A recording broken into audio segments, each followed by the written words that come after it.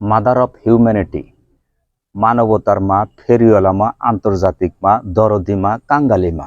Line আসতেছি, point আসতেছে। আমি পাঁচাটার আর কোনো সুযোগ নাই, কাউকে তেল মারারও সুযোগ নাই। স্বৈরাচারী জালিম শাসক অত্যাচারী শেখ হাসিনা এখন পতন হয়েছে।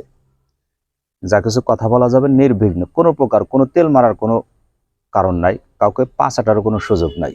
মাদার অফ হিউম্যানিটি আন্তর্জাতিক খেতাব সম্পন্ন পৃথিবীর ইতিহাসে 20টা নেত্রীর মধ্যে বাংলাদেশের স্বৈরাচারী অত্যাচারী জালিম শাসক শেখ হাসিনা মানবতার ফেরিওয়ালা মাদার অফ হিউম্যানিটি যে উপাদানটা পাইছেন, এই উপাদানটা পাওয়ার ফলে তিনি বিশ্বের মধ্যে সেরা মাদার অফ হিউম্যানিটি, মা জননী খেতাব পাইছেন। অথচ এই মা জননী খেতাব পাওয়া স্বৈরাচারী জালিম শাসক ভারতে যে পালিয়ে গেলেন, সাময়িকের জন্য নয়াদিল্লি তাকে কিছুদিনের জন্য তাকে আশ্রয়স্থল দিয়েছেন।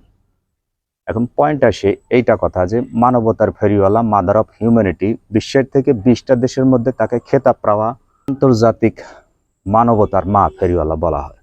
অথচ এই মা তার দুর্দিনে তাকে কোনো দেশ তাকে আশ্রয় দিতে চাইতেছে না। কারণ বাংলাদেশে যে পরিমাণ দমন পীড়ন নির্যাতন জুলুম শোষণ করেছেন, তার প্রতিফল এটা। আদৌ কি আসলে সে মাদার অফ হিউম্যানিটি, নাকি এই খেতাবটা তিনি তার দলীয়গতভাবে সে অর্জন করছেন? যুক্তরাষ্ট্রে তার ভাস্তি বোনপুত অর্থাৎ শেখ রেহানা, তার যে মেয়ে টিউলিপ যুক্তরাষ্ট্র পার্লামেন্টের একজন সদস্য, অথচ তার সেখানেও যুক্তরাজ্যে তাকে গ্রহণ করবে না, আমেরিকা তাকেও গ্রহণ করবে না, ইউরোপের কোনো দেশ তাকেও গ্রহণ করবে না। সর্বশেষ একটা দেশের প্রতি তার একটু ভরসা আছে, সেটা হচ্ছে ইউরোপের দেশ বেলারুশ। স্বৈরাশাসক আলেকজান্ডার বো তার কাছে আবেদন করেছে, দেখা যাক মাদার অফ হিউম্যানিটি তাকে কতটুকু আশ্রয় দেওয়া হয়। 18 কোটি জনগণের মাদার অফ হিউম্যানিটি মানবতার মা ফেরিওয়ালা এখন চোরের মতো পালায়া সে দেশ ছেড়ে সে যখন চলে গেল, অসংখ্য ভক্তবৃন্দ নেতাকর্মী তাদের উপায়টা কি? তারা তো অনেকের পাসপোর্ট ভিসা রেডি ছিল, তারা এয়ারপোর্ট দিয়ে চলে গেছে, কিন্তু যারা এলাকার পাতি নেতা অসংখ্য মানুষের উপরে জুলুম নির্যাতন অত্যাচার শোষণ করছে, বিগত 16টা বছর যেভাবে অত্যাচার করছে, তাদের অস্তিত্ব এখন এলাকার মাদি নেরাকুত্তার মতো হয়ে গেছে।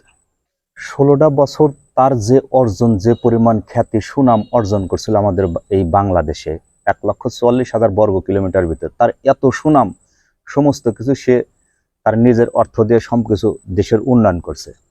অথচ এই মাদার অফ হিউম্যানিটি তার 16 বছরের শেষ প্রান্তে স্বৈরাচারী জালিম শাসক আখ্যা পেয়ে জুতার মালা গলায় দেশে দেশ ছেড়ে সে পালাইল। আগস্ট মাসের শোকের মাসে যে পরিমাণ মানুষ শোকাগ্রস্ত হয়েছিল, ফেরাউন 900 বছর দেশ শাসন করার পরেও জিল্লতের সাথে তার ক্ষমতা বিদায় হচ্ছে।